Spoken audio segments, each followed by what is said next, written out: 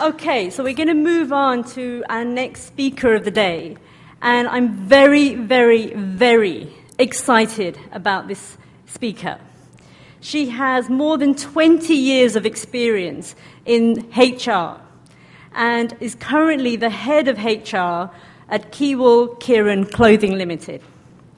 Besides being a professional woman, an educationist, a writer, and a poetess, she has many published articles on various issues to her credit. She excels in the field of public speaking and is the recipient of many awards, such as the Woman Super Achiever Award and my favorite, the HR Warrior Award. She firmly believes that HR is God's work, and a good HR personnel will work from the heart alongside their head. She believes in the philosophy that one must concentrate on increasing the happiness quotient in the organization, as happy employees are productive employees. Please give a very warm welcome to Parveen Dumasia. Thank you. First of all, a very, very good morning to all of you. It is lovely to be here, and I might add, to see so many women in the audience. A loud hand of applause for all these beautiful women. I'm very pro-women, and that you will gather when I'm speaking with you. Ladies and gentlemen, what I'm going to share with you today, I might not find many of you agreeing with me. But even in this audience, if one of you change the way you work, I will think it was worth the effort. What I'm going to say today to you is, frankly, I'm going to speak from my heart. Whatever you have learned in the books, whatever you study in HR, whatever you practice, honestly, I don't believe in any of it. I strongly feel that the philosophy of HR has to be rethought, and we should rethink the entire concept, the way we work. To me, HR is God's work, you have read in my profile. The reason is, when I give one person a job, I am not helping one person. I'm helping his entire family. His wife to have a better life, his children to have a better education, the grandchildren and their future. So when I'm helping one person to get a job, I'm changing the lifestyle of more than 10 to 15 people and maybe 3 to 4 generations. HR is God's work. My second philosophy is the role of HR is like the role of a mother. What is the definition of a mother? A very beautiful definition I read the other day.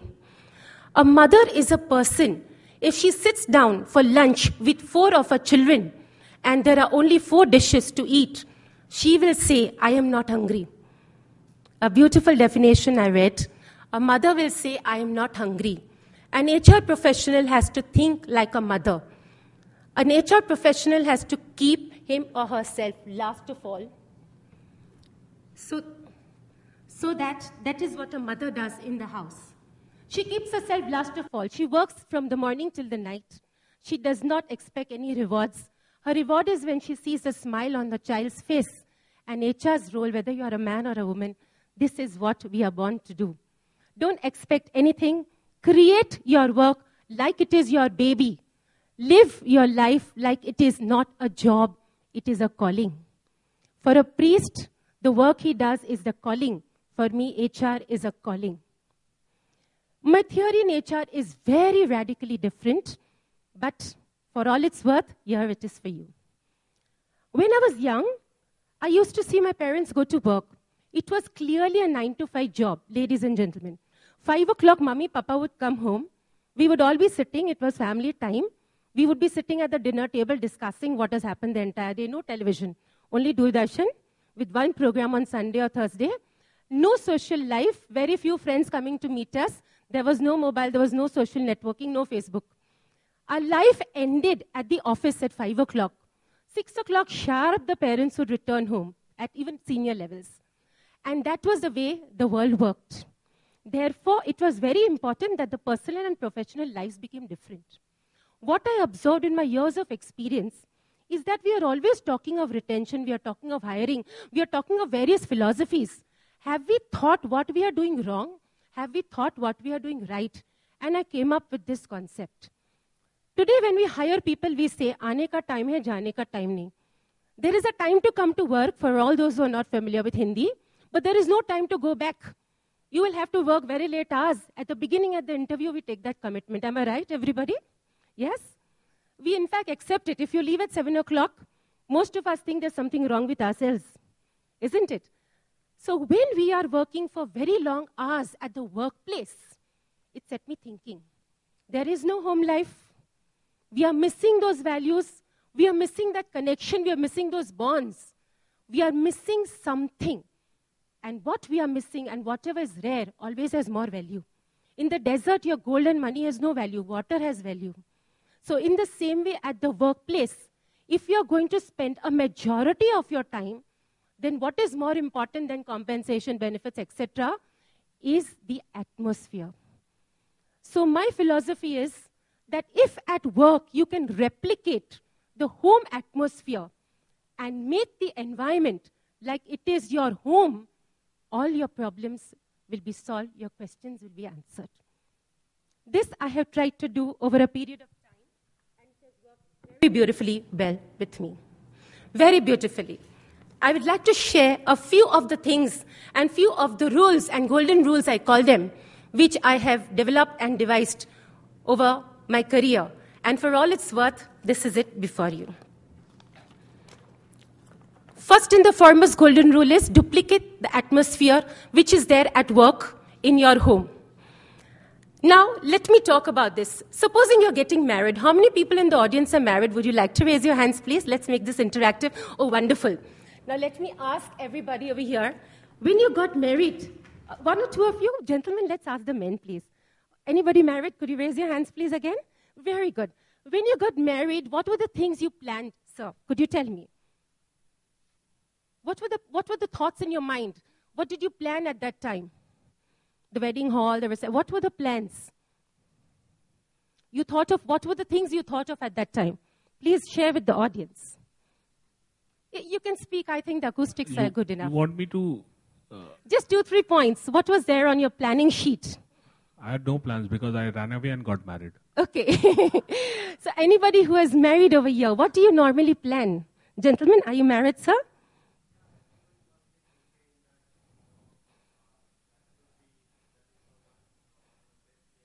Best day of my life. Let's plan the hall. Let's plan the financials. Let's plan the home. Let's plan the kids. Let's plan the names of the children, right? Absolutely. And let's plan the outfits we are going to wear. How many of you in this audience planned your divorce when you got married? Please raise your hands. None of us. Do we even think of divorce?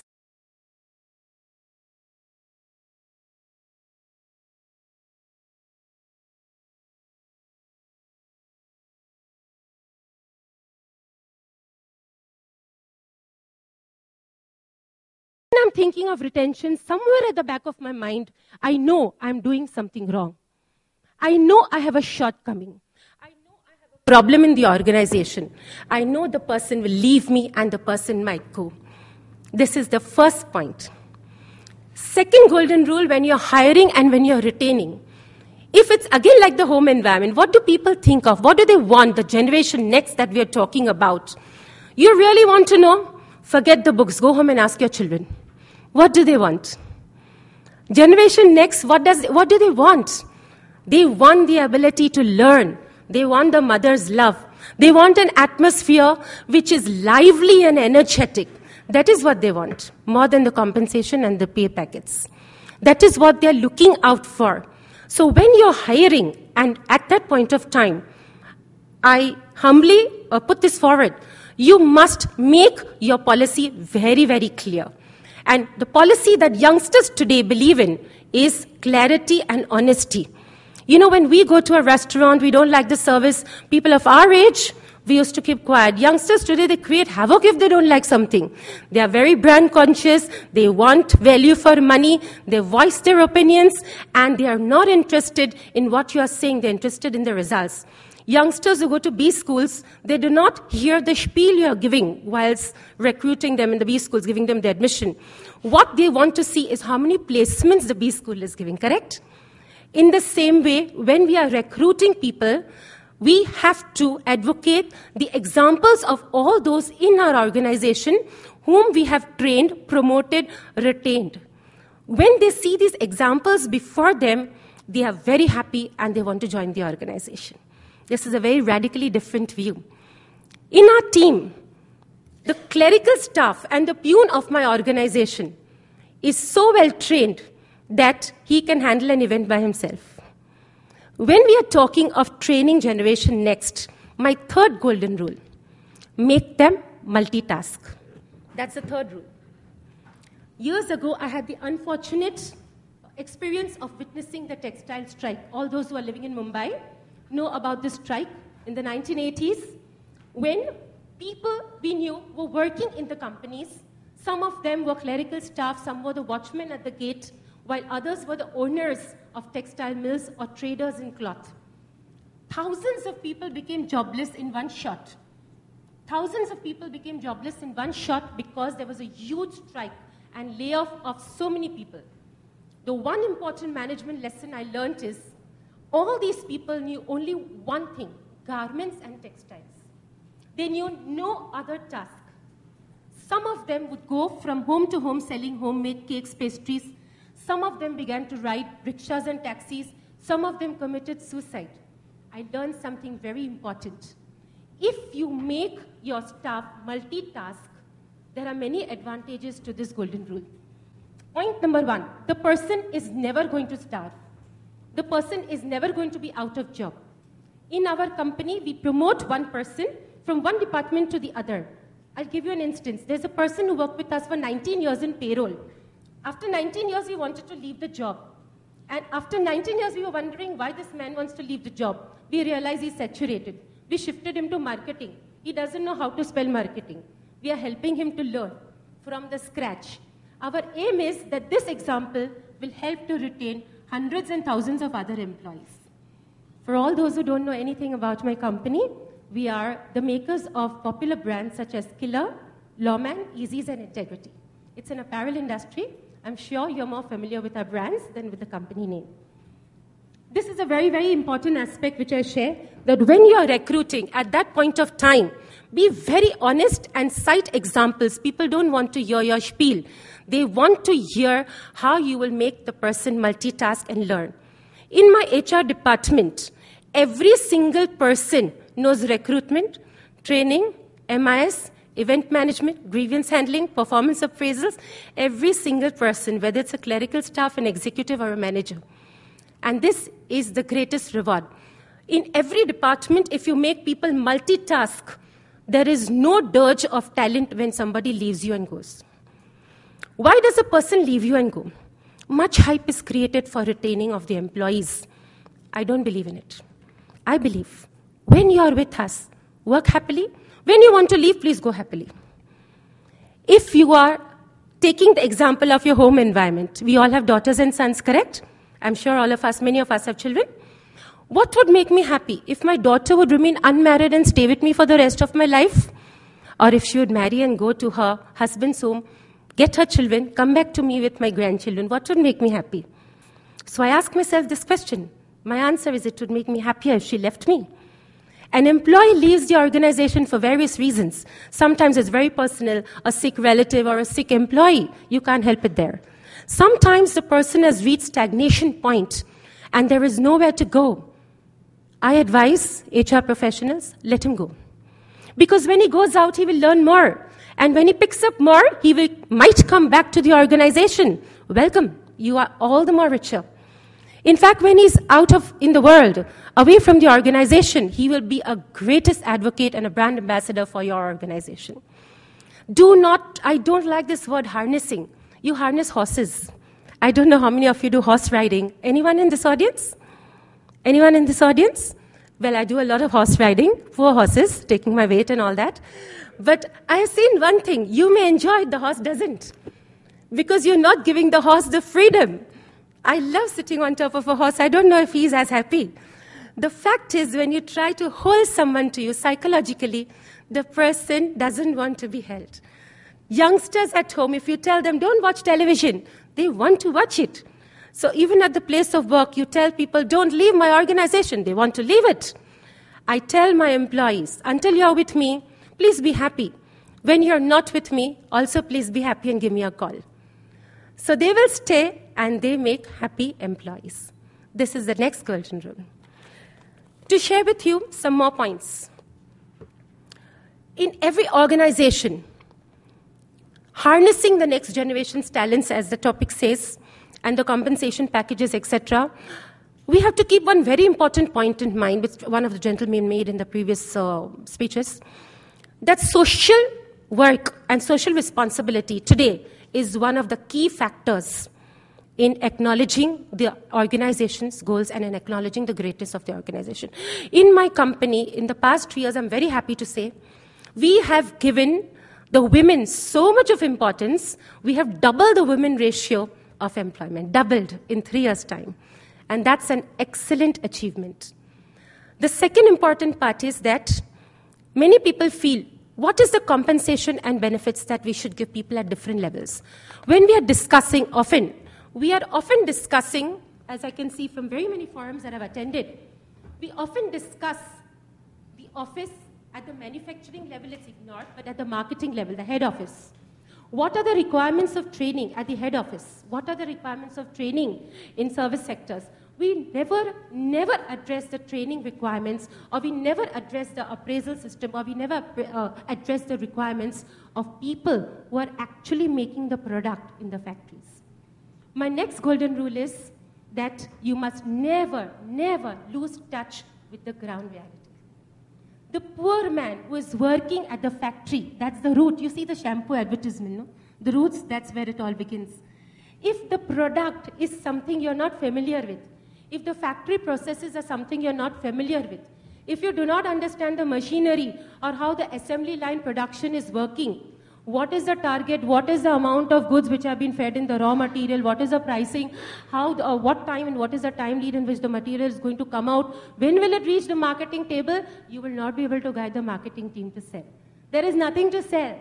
In one of the forums, a gentleman asked me, I have 10,000 people at the factory, madam. What should I do to assess the training needs? My answer was very simple. Go and stand at the factory. Because when you're standing over there, you will come to know what are the requirements, where is the blockage, what the poor people are feeling. And that is where you will be an excellent HR person. Poor people, mark my words, they think from the heart. We are HR professionals, right, ladies? But when we have studied so much of HR, we put in so many theories and practices when we are hiring a person. But when a domestic servant comes to work in our house, how long does she take to understand the psychology of the owner? 5 minutes. In 5 minutes, she knows if the mother-in-law is getting along with the bahu, if the daughter-in-law is getting along with the neighbor, if the husband is getting along with the mother-in-law. She knows everything and she demands a price. Am I right, ladies? All those who hire the domestics. Is she an HR expert? Absolutely not. But she knows how to read. You know why she knows how to read? Because she has the greatest HR knowledge, which many of us lose as we grow up in the hierarchy. And that is the struggle for survival. When you come in an air-conditioned office, into an air-conditioned gym, into an air-conditioned car, into an air-conditioned again into an air-conditioned cabin, and an air-conditioned home, you lose touch with reality. The reality is when you go into the factory, when you stand over there, I literally have to be pushed out of the factory. My bosses say, again you're at the factory? And my workers are so fascinated because they know, I may look fancy, but I'm a grassroots level person. So when a new machine comes in, they know women are fascinated by diamonds and jewelry. I'm fascinated by a new machine. They call me, and that is the greatest achievement. Madam, please come here. New machine has arrived. When you lose touch with the grassroots level manufacturing, that is when you lose touch by being a good HR professional. In the same way as in your home, you lose touch with what are the daily needs of your family. You lose touch with being a good HR professional. This is the next golden rule which I say. And last but not the least, a personal touch in grievance handling. HR is a mother's role, a God's role. At any point of time, you may not be able to solve the problems of the people around you. You may just walk from one place to another. You have to take rounds in the office non-stop. You may not be able to solve their problems, but just by listening, most of the hard work is done. People have faith in you. A personal touch. When your mother is at home, she may not be doing anything. Maybe the servants are doing something and the work for you. But when you are going home and you see your mother's happy face, your life changes. In the same way, an HR professional who does not walk all throughout the company and address the grievances, who does not interact with the people from the top to the bottom level, that kind of person will never be able to judge what is the problem and how we can solve the problem in the long run. This is very, very important for every HR person in their profession. So if we treat HR as a job, if we treat it as something which we are to do because maybe we didn't have another alternative, if we think of it as solving problems as to what is written in the books, I find that there is no answer. But if you treat it like it is a calling of God, there is always a very good answer. Employees at the factory shop floor, they are not very much interested in high funda training or, performance appraisals, all this. They are not interested. My experience tells me they are interested in only 3 or 4 things. Number 1, salary comes on time. Because they have EMIs to pay. You have to ensure that. Number 2, machinery is always working because they are on piece rate most of the time. If the machinery fails working, that means their income comes down. Number 3, you have to understand that in times of emergency, in times of death or in times of disaster, you are there to help out in some way or the other on behalf of the company. And number 4, very important for a person in the factory is that he spends his entire life being a blue-collared worker. But for his children, he's borrowed money, begged of money. He has spent so much to educate his child, to bring the child up to par with the modern requirements. Give the child a job. I have a special scheme for employees who are working at the factory. Their children get first preference at the head office. So they are my employees who are retained for a very long time. Sometimes I'm asked that, madam, when you walk up and down the factory shop floor, people, first thing that the poor people ask you for is money, increased salary. I will share with you in 20 years of my experience, not one person has asked me for increased amount. And would you like to know why? Again, the poor man knows that the lady is doing this not because she wants to hear about the increments. Increments will come once in the year during Diwali with retrospective effect. That's the rule. She's doing this because from her heart she feels for us. So they do not ask you about the salary. It's a myth. The white-collared worker may ask you, but the poor man will not ask you about the salary. In the same way, when we are talking about youngsters, at the head office, when you're talking in the marketing section, we are talking about people and retaining the younger generation. My simple advice is, and my simple views are, don't think of retaining them. It's like asking for divorce. Let them be with you until they are happy. When they want to go, let them go. That will make a very happy organization. That will make the youngsters want to stay. And one more point I'd like to add. Create an atmosphere of congeniality and happiness. For this, what I do in the office, I introduce a lot of contests which do not interfere with the productivity, because in assembly line productivity, you cannot have any stopgaps. So I introduce a lot of contests, simple contests, which focus mainly on the bottom level of the hierarchy. The dispatch clerks, they work very hard. Nobody knows they exist. So we have a dispatch king contest. The person who punches the maximum delivery orders this month will become the dispatch king. Believe me, in that month the sales doubled. The sales actually doubled. So a huge revelation of increasing in productivity. All the HR theories into the dustbin. What I did, I just focused on the people who are at the bottom level of the pyramid. When you introduce a lot of contests, when you do a lot of things in the office which make people happy, they don't want to go home. The greatest test of an HR success is in the evening at 8 o'clock, if I take my rounds. I still see the people in the office. I have to push them and say, go home, get a life. So they don't want to leave the workplace, and that's when you are very, very successful. We often judge our success, ladies and gentlemen, by the promotions we receive, by the salary package we receive. I judge it very differently. As I shared with you, my views are very radical. I feel that the people will respect you because you're on a seat. The true respect comes from the poorest man who's standing at the factory gate. He will salute you when you walk past because of your position. So walk past that poorest man, stop, turn around. See whether his hand is still on his head. If his hand is on his head over here and he's saluting you, when your back is turned, that is when you have achieved everything. And that's when I feel that I've achieved my mission in life as an HR person. Thank you so much. Would any of you like to ask any questions? Please do so, especially the ladies. Gentlemen? Any of you would like to ask any questions? It's a different viewpoint, I think very differently. The next time you reach a roadblock in your office, think, what would you do if this was your home? That is the moral, or that is the basis of what I have spoken today. The answer will come to you very automatically. Please do ask, sir. I can see the two gentlemen now wanting to ask maybe a combined question. The ladies on the back seat. Please, feel free. Yes, please feel free. Maybe a sexist comment, but if you're saying to look at your workplace like your home, I wonder if the gentlemen in the audience spend enough time at home to really understand. Very interesting observation. But yes, they do. We often tend to undermine the efforts put in by the male in the family atmosphere. But yes, they do. Yes, they do.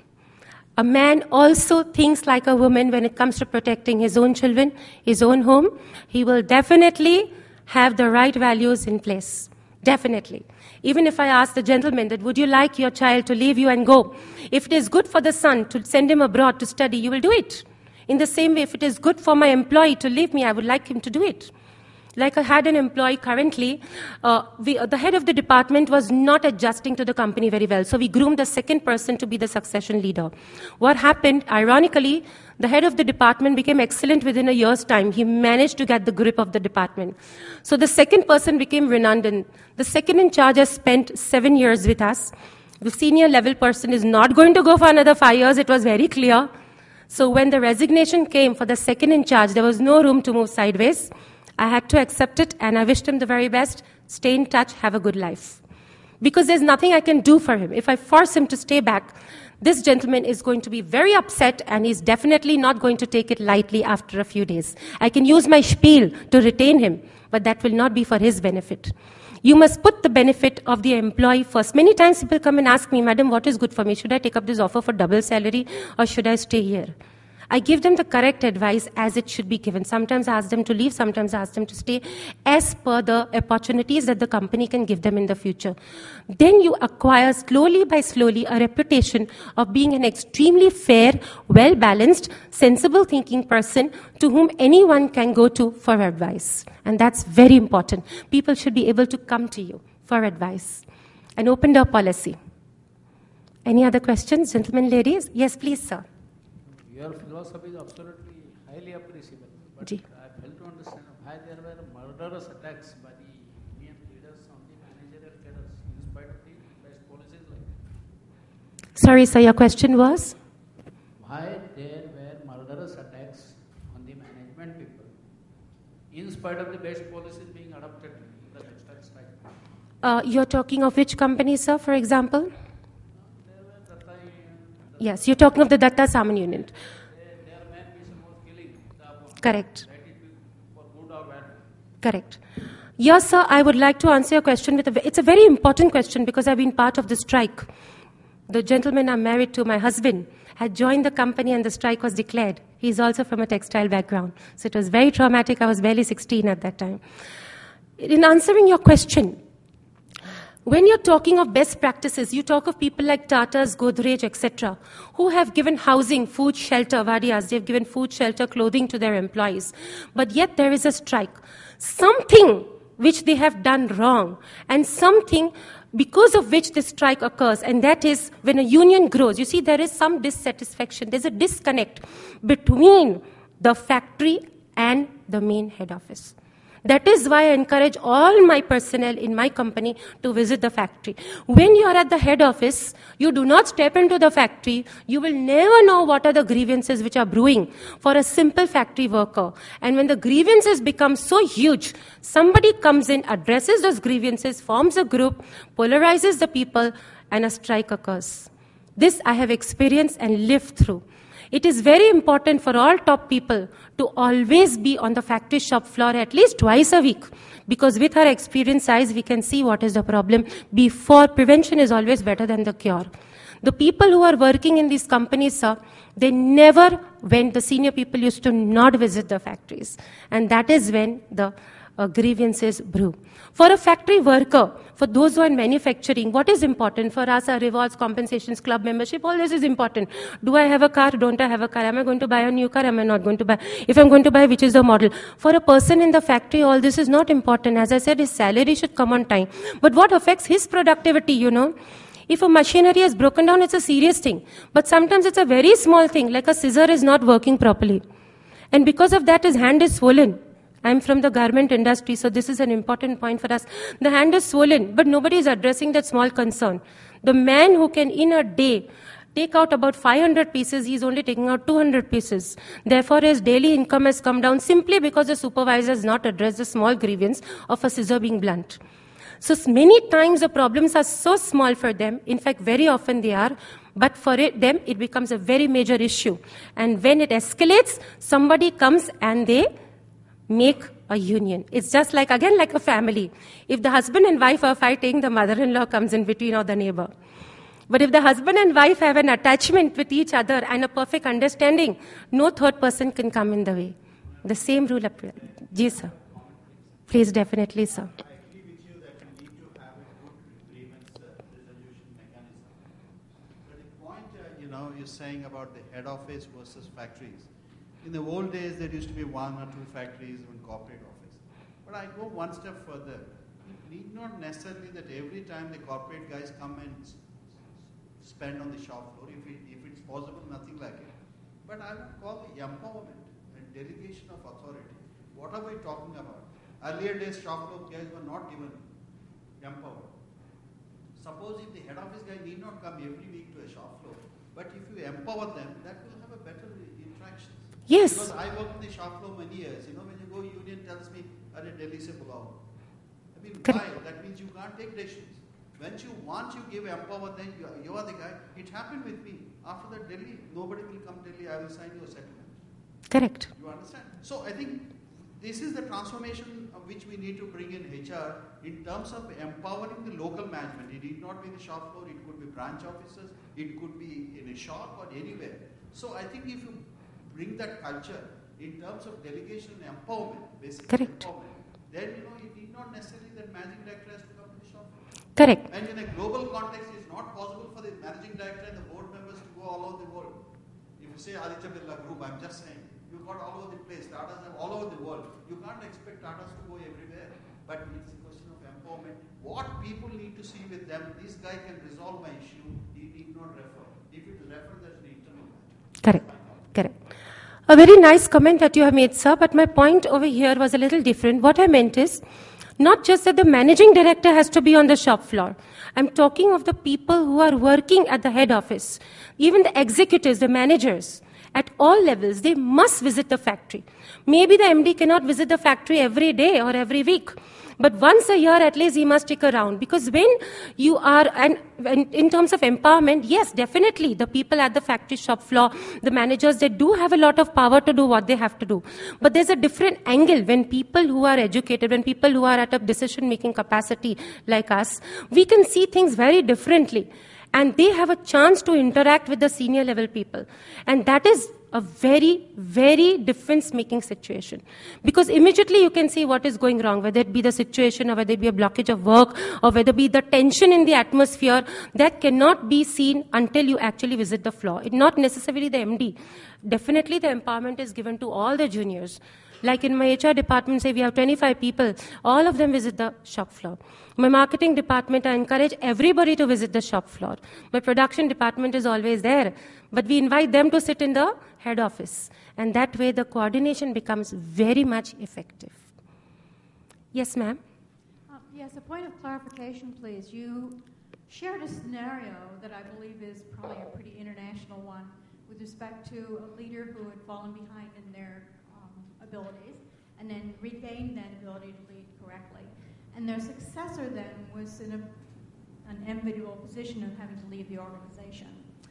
You also shared the importance of bringing Gen Y in and forcing them to multitask, putting them in a position of learning all different kinds of things. Is there something perhaps you could have done with that successor in that regard, given that you could possibly multitask there? I think we miss a lot of opportunity in people, especially in recent years, where people have been planning to leave and then the economy took a tank, and so they weren't able to leave. And so their legacy kind of got stretched out a little bit. They perhaps didn't share as much as they could have or would have. And the successors were in a position where they couldn't step into those shoes. So organizations, I think, throughout the world are facing this same kind of scenario. So is there something about the scenario that you painted, very similar to what we're talking about here, that you might have done differently in your organization, or that any of us can glean some insight from? Sure, ma'am. Lovely question. When an employee is leaving, I ask myself two questions. First of all, is it worth retaining the employee?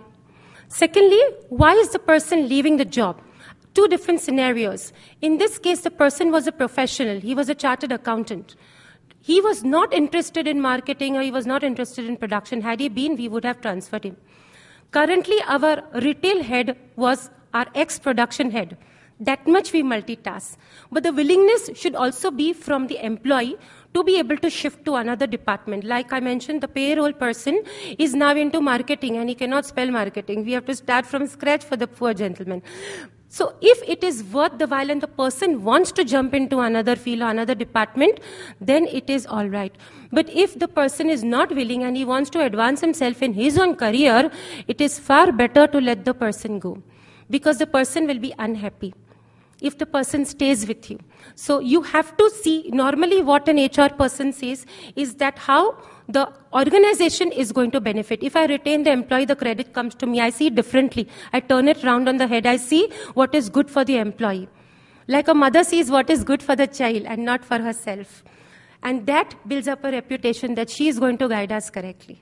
There is absolutely no sense in retaining an employee whom the company cannot provide what that employee wants when the employee has already put in 7 hard years. Yes, ma'am? You were saying. Follow-up point, I think that there's a point where we've recognized that an individual has made that decision to leave the organization. Thank you. They've made the decision to leave the organization, and sometimes we often know when that is. Either the productivity goes down, or we know that they're seeking another position. How do we as HR leaders stop that person from going? There's a saying that says, I would much rather see your name on a resume than I would on an exit interview. You know, so that share of heart that we've talked about so much this morning, that level of embracing the relationship and the partnership with the employees, how do we recognize when that's happening so that that person remains engaged and we have the retention we want? Yes, ma'am. It's very interesting. But the answer to this question is the same answer I gave before. There is no substitute for footwork. If you are moving in your company premises, if you are interacting with people on a daily basis rather than sitting on that one chair, you will have a preventive attitude rather than a curative attitude. You will know when a person is becoming upset. You will know when the person is developing the antipathy towards the organization. When I walk through and flow, I see a person a little bit tense. What I do, I take that employee, say, come and have a word with me, please. I make the person sit down, no matter who the person is. Maybe he's just a peon, an office boy. But I make the person sit down with me, and I try to solve his issues and problems before they escalate. I believe in the theory of prevention. If a person has come to a point where the grievances have piled up, that means as an HR person, I have not seen it happening. I should see it happening on the very first instance itself. That is like a child at home. Again, the same theory. Is unhappy or is aggressive. We should be able to check that. We should know right at the beginning something is going wrong in the school. We should talk to our children. As we talk to our children, we should talk to our employees. Talking, counseling solves most of the issues. You will know when they are speaking what is happening behind the scenes. You will come to know if a strike situation is about to occur. You will come to know if some woman is being harassed on the campus. You will come to know if a competitor is trying to pull them en masse into their company. You will come to know if the productivity cycle is going to stop very soon because there's a flow of goods not coming in its path. We've also discussed earlier that the HR person should be involved. I mean, does an HR person become a CEO? In my company, it's the other way around. I'm involved in every single strategic decision. If I do not involve myself, my bosses think that particular day I'm not well. They ask me, Madam, are you not feeling too well today? I'm involved in every single decision. I involve myself in everything. And the process, you will be able to do this only if you are aware of the processes by physically being there. There's no substitute. Well, gentlemen, ladies, it's been a wonderful session. And as I said, I love to see so many women in the audience. Gentlemen, no offense meant, you're great also. I hope all of you have had an informative session. Thank you very much.